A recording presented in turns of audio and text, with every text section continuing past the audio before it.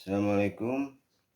Alhamdulillah kita masih diberikan kesehatan untuk bisa melanjutkan aktivitas kita. Kali ini mengkaji Asmaul Husna, nama-nama Allah yang telah sampai pada nama yang ke-37, yaitu Al-Ali, artinya adalah Maha Tinggi. Al-Ali artinya juga satu zat yang tinggi kekuasaan dan kedudukannya. Dua zat yang mempunyai ketinggian, seluruh makhluk tunduk kepadanya. Allah Maha Tinggi. Ketinggian Allah tidak bisa diukur dengan apapun. Dialah yang mempunyai kekuasaan tertinggi. Allah Maha Tinggi, tetapi Allah tidak pernah merendahkan martabat dan derajat hambanya, kecuali hamba itu sendiri yang membuat hina dan rendah martabatnya. Seluruh makhluk tunduk dan patuh kepadanya. Di bawah kekuasaannya makhluk bergerak dan berjalan. Bumi berputar, matahari bergerak, dan seluruh ciptaannya bertasbih mengagungkan namanya. Masing-masing berlomba menjadi makhluk yang terbaik di sisinya. Di dalam nama Al-Ali terkandung kekuatan yang mutlak besarnya, yaitu cita-cita dan kehendak yang tinggi. Jika Allah memberikan titah dengan nama Al-Ali, di situ terkandung kehendak Allah kepada manusia. Allah menghendaki agar manusia tetap menjaga kemuliaannya. Allah berkehendak agar manusia mempertahankan kemanusiaannya. Allah berkehendak agar manusia mencapai makom tertinggi di sisinya. Itu sebabnya Allah memberikan kekuatan Al-Ali kepada hambanya, yang di dalamnya terukir cita-cita, di mana manusia mana yang hidup tanpa punya cita-cita, kecuali orang-orang yang tidak sehat akalnya. Dengan cita-cita manusia bisa membangun kerajaan, membangun usaha, membangun kehidupan, dan membangun masa depannya. Maka disinilah perlunya setiap diri dibangkitkan cita-citanya. Mulailah dengan sebuah cita-cita yang sangat sederhana. Rasakan dalam mimpi, kemudian bangkitkan gairah bekerja. Bangkitkan gairah untuk memburu, jangan menunggu. Tidak ada Ratu Adil yang akan datang memberikan pekerjaan dan membagi-bagikan kesejahteraan. Kesejahteraan dan keadilan harus diburu dan diperjuangkan. Ratu Adil hanyalah mitos, membuat kita hanya pandai menghayal. Pelajari dan dalami nama Al-Ali, Anda akan termotivasi untuk mengejar ketinggian hidup. Orang yang mendapat kekuatan Al-Ali akan senantiasa menjunjung tinggi perintah Allah. Sekecil apapun yang ada nilainya di sisi Allah akan dijunjung tinggi dan dilaksanakan dengan prinsip sami'na wa ata'na. Kami mendengar dan kami menaati. Baginya segala sesuatu yang membuat tinggi martabat dan derajat hidup akan dijalankan dengan sungguh-sungguh. Bekerja lebih dahulu, memikirkan upah kemudian. Beribadah lebih dahulu, baru meminta pertolongan kemudian. Mengabdi lebih dahulu, memikirkan pahala kemudian. Iyyaka na'budu wa iyyaka nasta'in. Hanya kepadamu kami beribadah dan hanya kepadamu lah kami memohon pertolongan. Orang yang meneladani akhlak Al-Ali disebut Abdul Ali, hamba Tuhan yang Maha Tinggi. Dialah orang yang berusaha mengangkat derajat hidupnya setinggi mungkin, yang bersungguh-sungguh menjalankan perintah Allah dan meninggalkan larangannya. Baginya yang remeh akan menjadi besar kalau ditekuni, yang kecil akan bernilai besar kalau dilakoni dengan ikhlas dan senang hati. Dia tidak pernah merendahkan apa yang direndahkan orang lain.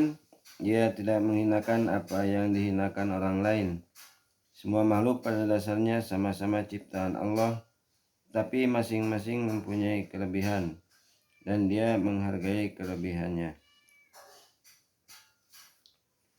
Berikutnya nama Allah yang ke-38 adalah Al-Kabir, artinya Maha Besar. Al-Kabir artinya juga satu zat yang disifati dengan kebesaran, dua zat yang besar untuk dilihat dengan indera dan dinalar dengan akal. Al-Kabir menurut bahasa artinya besar, adalah kebalikan dari kata as-shogir yang artinya kecil. Besar dan kecil menurut asalnya digunakan untuk mengukur fisik. Manusia dilahirkan pertama dalam ukuran yang sangat kecil, kemudian seiring dengan perjalanan waktu menjadi besar. Tetapi ketika kata kabir atau besar menjadi salah satu nama Allah, maka al-kabir berarti kebesaran Allah tidak terukur. Dialah yang sempurna kebesarannya di antara semua yang wujud. Dialah yang kemuliaannya paling besar di antara semua yang wujud. Kebesaran Allah tidak dapat ditangkap oleh daya indera manusia, tidak bisa ditemukan dengan akal, tetapi bisa dirasakan oleh hati. Kebesaran Allah hanya dapat diketahui dari ciptaannya dan dapat dipelajari dari seluruh yang wujud. Di dalam nama Al-Kabir terkandung kekuatan yang dahsyat. Setiap manusia secara fitrah mendapat aliran kekuatan Al-Kabir. Secara alami, setiap manusia berkembang sesuai dengan alur dan garis yang ditentukan. Yang kecil secara berangsur berkembang dan berusaha menjadi besar. Setiap manusia punya harapan agar bidang yang ditangani bisa berkembang menjadi besar. Coba Anda pahami makna Al-Kabir, kemudian eksplorasi sportivitas Anda. Temukan bahwa di dalam diri Anda terdapat refleksi pergerakan anggota tubuh. Anda akan menemukan setiap sel bergerak menjangkau yang lain secara berurutan. Anda mendapatkan impuls listrik mengalir dari otak ke seluruh tubuh melalui tulang belakang. Itulah bukti bahwa di dalam setiap gerakan bertujuan mengadakan ekspansi. Dari situ Anda mendapat kekuatan bahwa setiap usaha yang Anda geluti hendaknya bisa diekspansi. Setiap hari harus ada area untuk menambah nilai kebaikan. Bukankah Rasulullah SAW bersabda yang artinya barang siapa yang hari ini sama dengan kemarin, maka hakikatnya dia tertipu atau merugi. Barang siapa yang hari ini lebih buruk dari yang kemarin, maka dia dicaci atau dilaknat. Dan barang siapa yang tidak bertambah kebaikannya, berarti dia telah berkurang. Baginya mati lebih baik. Barang siapa yang rindu pada surga, maka bersegeralah banyak melakukan kebajikan. Bila kita hanya hidup dari waktu ke waktu, tidak ada peningkatan dan tidak ada perubahan mengikuti zaman, kita bisa menikmati musim panas tetapi membeku di musim dingin dan kebanjiran di musim hujan. Anda harus berubah, mengungguli apa yang sudah ada. Orang yang meneladani nama Al-Kabir dan mengembangkan kekuatan yang ada di dalam dirinya disebut Abdul Kabir, hamba Tuhan yang maha besar. Dialah orang yang selalu ingin menambah kebaikan dalam setiap hari. Kalau dia menjadi pengusaha, dia berusaha untuk mengadakan ekspansi, dan keinginannya untuk berekspansi tiada lain hanya untuk memberikan kebaikan kepada banyak pihak. Di situ akan tertampung banyak pekerja, menghasilkan produk yang bisa membantu meningkatkan taraf hidup orang banyak. Disadari atau tidak, hidup ini tidak lain hanyalah berkhidmat kepada orang lain. Dan orang yang paling banyak khidmatnya dialah orang yang paling besar di sisi Allah dan paling besar di mata manusia.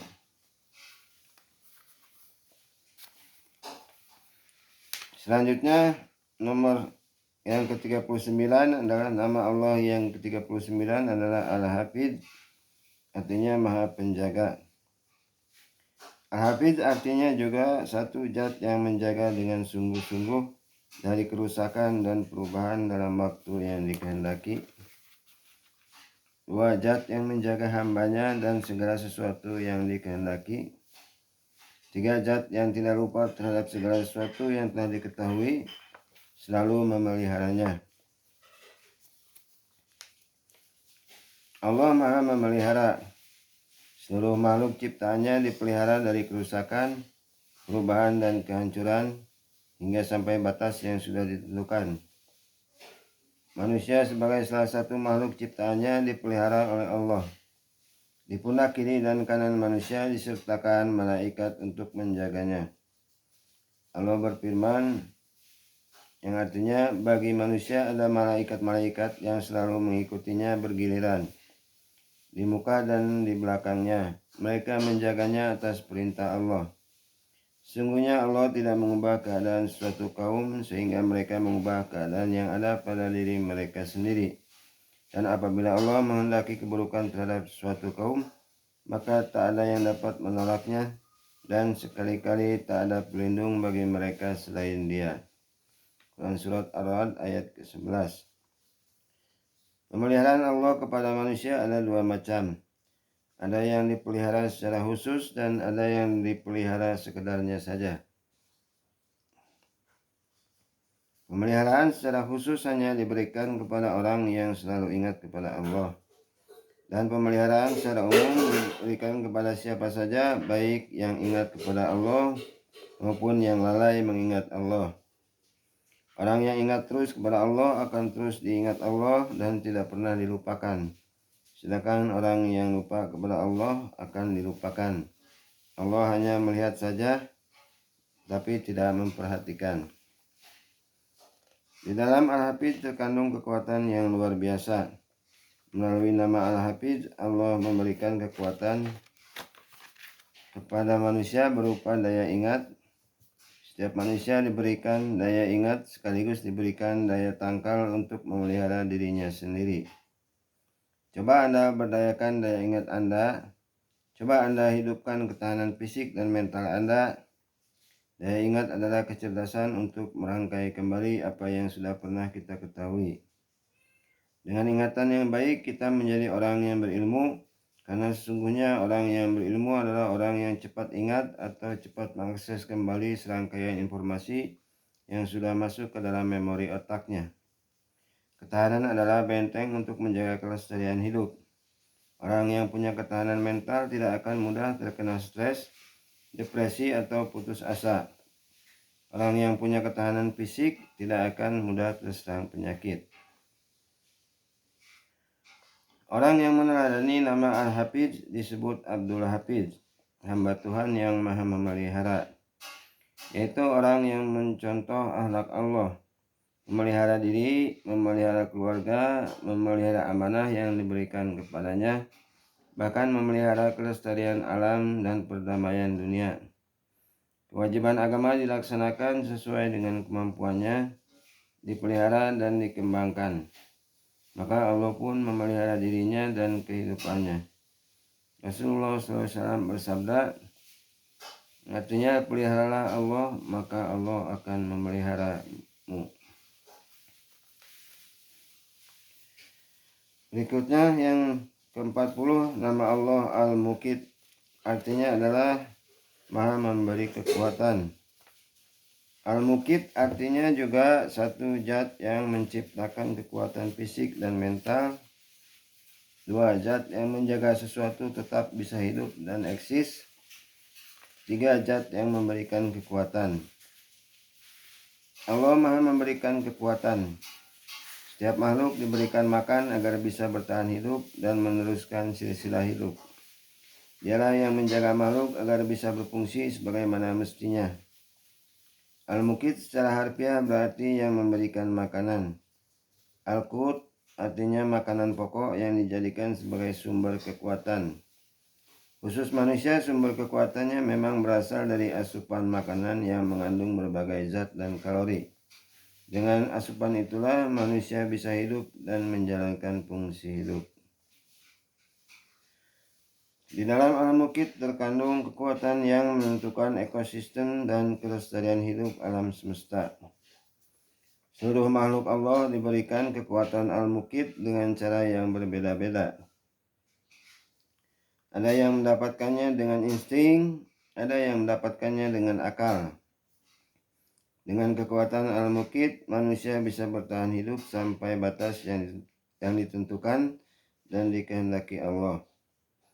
Anda mungkin pernah mendengar bagaimana seorang yang tertimbun puing gempa masih bisa hidup dalam waktu 1 minggu. Bagaimana seorang yang terdampar di sebuah pulau tak berpenghuni bisa bertahan hidup sampai berhari-hari. Itulah kekuatan Al-Mukit. Dalam kondisi dan keadaan tertentu, kita memang harus pasrah kepada Allah untuk mendapatkan kekuatan hidup. Tetapi dalam kondisi normal, Allah memberikan kekuatan Al-Mukit dalam bentuk ikhtiar atau usaha yang sepenuhnya diserahkan kepada manusia. Tinggal manusia itu sendiri yang memberdayakan usaha selagi manusia mau berusaha dan mau bergerak. Insya Allah tidak akan mati kelaparan. Pepatah mengatakan, al-harokah barokah. Bergeraklah akan diberkahi. Orang yang meneladani akhlak Al-Mukit disebut Abdul Mukit, hamba Tuhan yang memberikan kekuatan. Dialah orang yang tidak pernah berhenti berusaha. Dialah orang yang terus bergerak memberdayakan dirinya jika diberi kelapangan. Dia bantu yang lemah. Jika dia dalam kesempitan tidak pernah mengeluh. Dengan sisa-sisa kekuatannya dia berusaha untuk tetap eksis. Badan sebagai anugerah Allah diberdayakan untuk mengais rezeki. Apapun dilakukan yang penting halal. Dia tahu semua yang ada di muka bumi ini bisa menjadi sumber rezeki kalau ditekuni dengan senang hati. Sampah pun bisa menjadi sumber kekuatan untuk hidup. Dan lihatlah, ternyata di kota-kota besar ini banyak orang-orang kaya dan sukses, dimulai dari mengorek-ngorek sampah.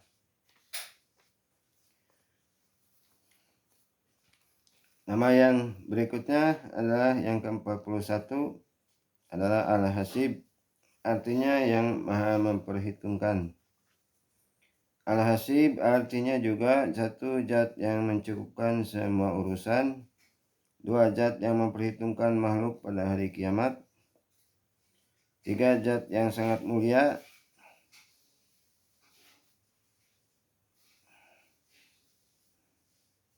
Allah maha memperhitungkan.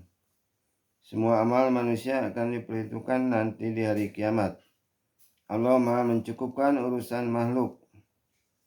Allah yang menentukan apakah amal seseorang dianggap cukup sehingga tidak perlu lagi diperhitungkan, seperti orang yang mati syahid dalam peperangan membela agama Allah. Ataukah amalnya belum cukup untuk membayar kezaliman yang dilakukan sehingga dicari alternatif amal yang lain.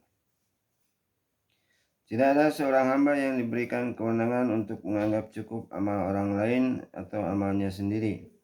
Karena itu amal baik tidak ada batasnya dan harus secara terus-menerus dievaluasi, diperbaiki dan dikembangkan. Al-Hasib adalah nama Allah. Dengan nama Al-Hasib, Allah mengadakan evaluasi atas seluruh aktivitas manusia. Tak ada satu biji atom yang terlewatkan untuk diperlihatkan nilainya. Melalui nama Al-Hasib, Allah memberitahukan kepada manusia agar mengadakan perhitungan pada diri sendiri. Allah maha mengetahui bagaimana manusia bisa mengadakan perhitungan kalau tidak dibekali dengan sebuah kekuatan untuk menghitung. Karena itu melalui nama Al-Hasib, Allah memberikan sepercikan kekuatan kepada manusia berupa IQ, Intelligent Quotient. IQ inilah yang bisa menyelesaikan hitungan deret paralel. Al-Hasib yang diambil dari kata hasab berarti yang maha mulia. Melalui nama ini Allah memberikan kekuatan kepada manusia untuk meraih kemuliaan. Implementasi dari kekuatan Al-Hasib adalah tanggung jawab. Seseorang akan dimuliakan orang banyak kalau dia bisa mempertanggungjawabkan dirinya dan dia bisa melaporkan dengan sempurna apa yang sudah dikerjakannya.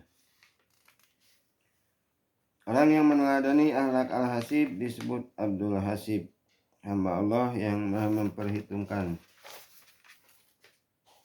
Dialah orang yang bisa mempertanggungjawabkan dirinya dan seluruh aktivitasnya.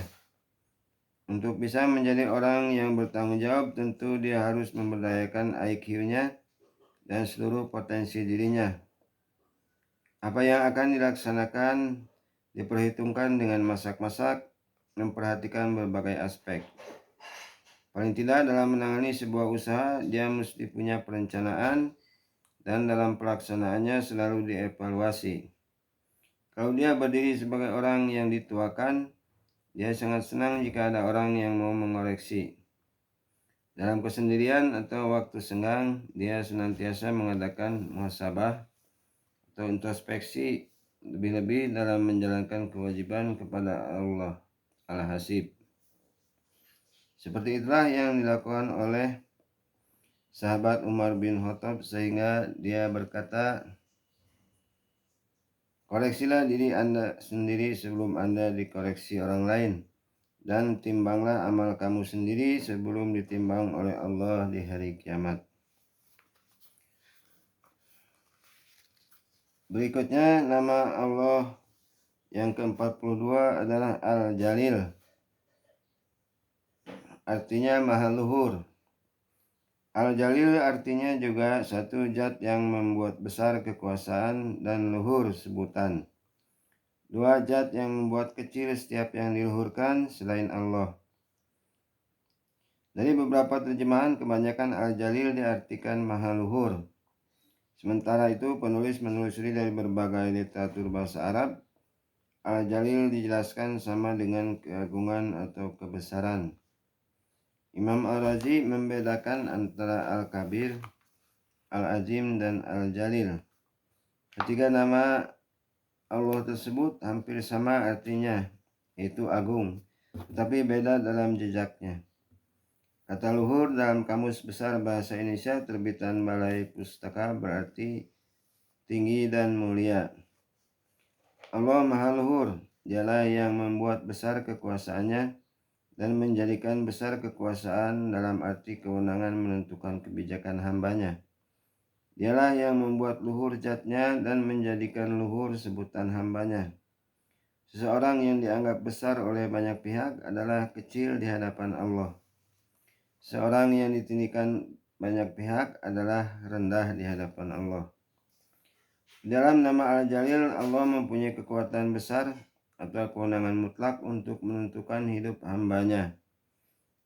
Allah bisa membuat hambanya tinggi dan mulia, dan sebaliknya Allah bisa membuat rendah dan hina hambanya.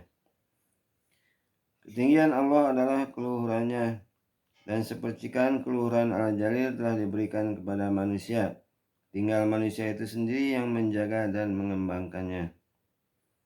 Untuk membangun keluhuran harus dimulai dari cita-cita yang tinggi dan mulia, yaitu keinginan yang kuat dibarengi dengan usaha keras dan cerdas. Usaha keras saja tidak cukup, apalagi di era globalisasi di mana keberadaan fisik sangat terhalang dan tersekat oleh dimensi ruang dan waktu. Bagaimana bisa menyelesaikan masalah di tempat yang jauh sementara jalanan macet? Karena itu diperlukan kerja cerdas dibarengi dengan penggunaan teknologi yang canggih. Keluhuran dan keharuman nama hanya akan diberikan oleh umat manakala hasil dari cita-cita kerja keras dan cerdas tersebut dapat juga dinikmati dan dirasakan oleh umat. Anda boleh hebat, tetapi kalau kehebatan Anda hanya untuk diri sendiri, umat tidak pernah menaruh hormat kepada Anda. Anda boleh kaya, tetapi kalau Anda pelit, umat tidak pernah menganggap Anda orang yang pantas dimuliakan dan tidak layak memperoleh sebutan luhur.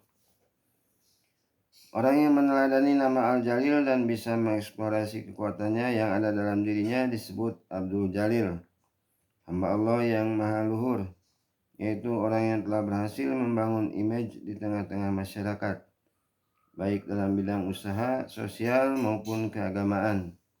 Namanya dikenal dan dihargai karena jasanya bisa dirasakan oleh masyarakat, berguna bagi bangsa dan negara. Berikutnya nomor 43 adalah Al-Karim. Nama Allah Al-Karim artinya yang maha mulia. Al-Karim artinya juga satu zat yang bersih dari kehinaan, dua zat yang banyak kebaikannya, 3. Zat yang berbuat baik kepada orang yang tidak menunaikan kewajiban dan memberikan hak yang semestinya. 4. Zat yang mengabulkan permintaan tanpa perantara. Sungguh Allah sangat mulia, mempunyai sifat kesempurnaan dan tidak ada sifat kekurangan. Bersih dari sifat yang disangkakan oleh orang-orang jahil. Dialah yang kebaikannya tidak terbatas. Dia akan tetap memberi kebaikan kepada seluruh makhluknya walaupun makhluknya itu tidak menjalankan kewajiban. Dialah yang memenuhi hak-hak makhluknya walaupun tidak menunaikan tugasnya. Allah sangat dermawan kepada hambanya. Allah memberikan keperluan makhluknya walaupun makhluk itu sendiri tidak tahu apa yang diperlukan. Di dalam nama Al-Karim terdapat kekuatan yang dahsyat. Sepercikan kekuatan Al-Karim telah diberikan Allah kepada manusia, yaitu berupa kecerdasan spiritual. Spiritual menurut bahasa aslinya bukanlah agama, tetapi substansinya selalu identik dengan agama. Karena banyak orang yang mempunyai pengetahuan agama tetapi SQ-nya rendah. Ada juga orang secara lahiriah menjalankan simbol-simbol agama tetapi perilakunya tidak selaras dengan agama. Dana Zohar menyebutkan kecerdasan spiritual adalah kecerdasan yang membantu kita menyembuhkan dan membangun diri kita secara utuh, lahir dan batin. Kekuatan Al-Karim ini jika kita implementasikan bentuknya adalah ketakwaan. Di dalam ketakwaan ada dinamisasi, yaitu sebuah usaha yang terus-menerus dan tidak pernah berhenti untuk meningkatkan kualitas diri agar menjadi yang terbaik, menjadi yang termulia di sisi Allah. Inna akramakum indallahi atqakum. Orang yang meneladani nama Al-Karim dan mengimplementasikan kekuatannya disebut Abdul Karim, hamba Allah yang maha mulia. Dialah orang yang bertakwa kepada Allah Subhanahu wa taala. Orang yang bertakwa yaitu orang yang mampu menjaga dan memelihara diri dari perbuatan dan sifat-sifat hina. Dinamis, banyak melakukan kebaikan dan disiplin menunaikan kewajiban. Dia juga dermawan. Setiap tamu yang datang ke rumahnya dihormati dan diberikan suguhan. Al-Karim menurut orang Arab adalah orang yang sangat senang ketika mendapat kunjungan kawannya. Sehingga untuk menjamunya tidak jarang mereka memotong onta atau kambing. Berikutnya yang ke-44 adalah nama Allah Ar-Raqib, artinya Maha Pengawas. Ar-Raqib artinya juga satu zat yang mengawasi segala sesuatu dan melihatnya. Dua zat yang memelihara, tidak satu pun yang samar dari pantauannya. Tiga zat yang mendampingi. Allah Maha Pengawas. Allah Maha Cermat, melihat semua yang sedang, sudah dan akan terjadi. Tidak ada makhluk yang lepas dari pengawasan Allah. Tidak ada satu biji zarah yang terlewatkan dari pemeliharaan Allah. Semua gerak-gerik makhluk selalu dalam pengawasan Allah. Seluruh perbuatan manusia tidak ada yang samar bagi Allah. Semuanya dalam pengawasannya, baik dilakukan dengan orang lain maupun dilakukan sendirian, di keramaian maupun di kesunyian. Allah juga Maha Pendamping. Dia mendampingi makhluknya. Dia mengirimkan pendamping buat manusia berupa malaikat.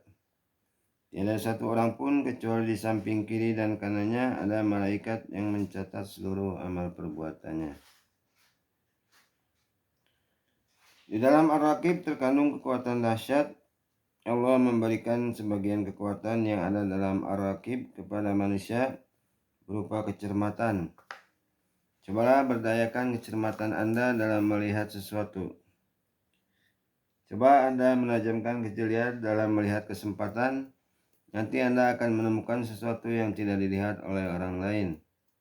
Anda bisa menangkap peluang yang belum disentuh orang lain. Anda bisa mengembangkannya menjadi sebuah usaha untuk meraih sukses dalam hidup. Orang-orang yang sukses adalah mereka yang jeli dalam melihat fenomena alam dan perkembangan zaman. Mungkin yang Anda tangkap saat ini masih dianggap biasa dan tidak mendapat penghargaan dari orang. Tetapi sangat mungkin dengan perjalanan waktu nanti bisa menjadi produk yang diperlukan banyak manusia. Anda tahu bagaimana kemasan air pertama kali muncul? Orang hanya menganggap biasa sama dengan air yang diminum sehari-hari dengan gelas. Tapi sekarang air minum kemasan menjadi produk andalan yang paling diminati orang. Kenapa? Karena zaman sudah berubah. Orang ingin yang praktis dan tidak mau repot-repot. Orang yang meneladani nama Ar-Raqib dan mendapat kekuatan yang ada di dalamnya disebut Abdul Raqib, hamba Allah yang maha pengawas. Dialah orang yang pandai menangkap peluang, pandai memanfaatkan kesempatan, jeli dan cermat membaca tanda-tanda zaman. Dengan kecermatan dan kejeliannya, dia tidak terjebak pada hal-hal yang merugikan usaha dan menghancurkan dirinya. Dengan kecermatan, dia mampu tampil menjadi orang yang menonjol, ummatan wasatan litakunu suhada 'alan nas, atau umat pertengahan yang disaksikan oleh banyak manusia. Kalau kebetulan dia belum memiliki keberanian atau belum mengetahui seluk-beluk peluang yang telah ditangkapnya, dengan rendah hati dia minta pendampingan kepada ahli dan orang-orang yang berpengalaman.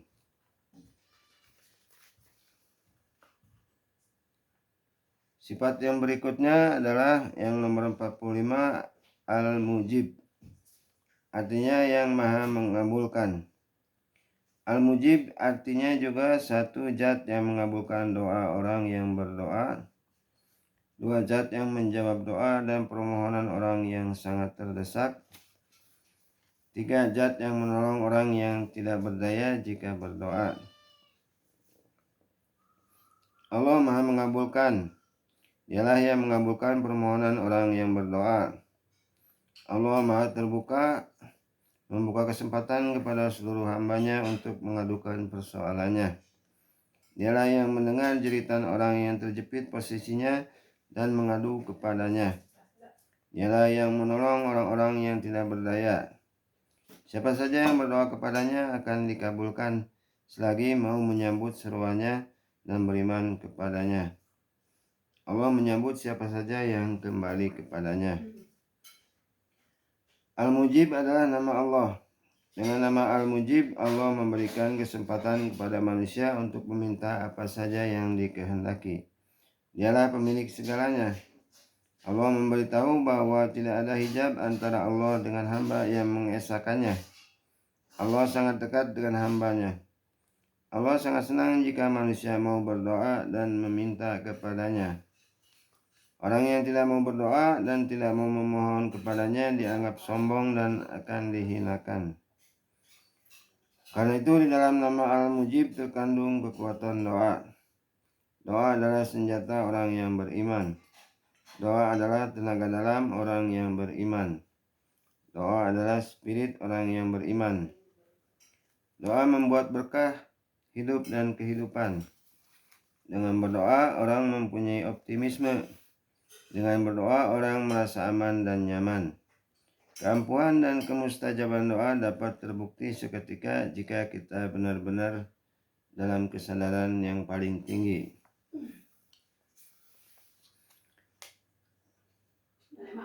Orang yang meneladani nama Al-Mujib menyambut seruan Allah dan menggunakan doa sebagai senjata dan sarana untuk berhubungan dengan Allah disebut Abdul Mujib, hamba Allah yang maha mengabulkan. Dialah orang yang menjalankan perintah Allah dan meninggalkan larangannya. Dialah yang melakukan kegiatan dan usaha sesuai dengan aturan dan prosedur yang benar. Dialah yang mencapai hakikat dengan menjalankan syariat. Dialah yang berdoa dibarengi dengan ikhtiar. Dialah yang menangis dalam kesendirian tetapi tegar dalam keramaian. Dialah yang merasa lemah di hadapan Allah tetapi pantang menyerah dalam berusaha. Orang yang mengihsa nama Al-Mujib berarti juga telah membuka diri, menerima masukan dari orang lain, berani menyuarakan pendapat dan kebenaran, ikut terlibat dalam kepentingan umum atau kemaslahatan umat, tanggap terhadap lingkungan dan derita yang dialami orang lain. tidak menutup diri sehingga menjadi tertinggal. Demikianlah itu beberapa nama-nama Allah dari nomor yang ke-29 sampai dengan nomor 45. Akan kita lanjutkan pada pertemuan lain. Mudah-mudahan bermanfaat. Wassalamualaikum warahmatullahi wabarakatuh.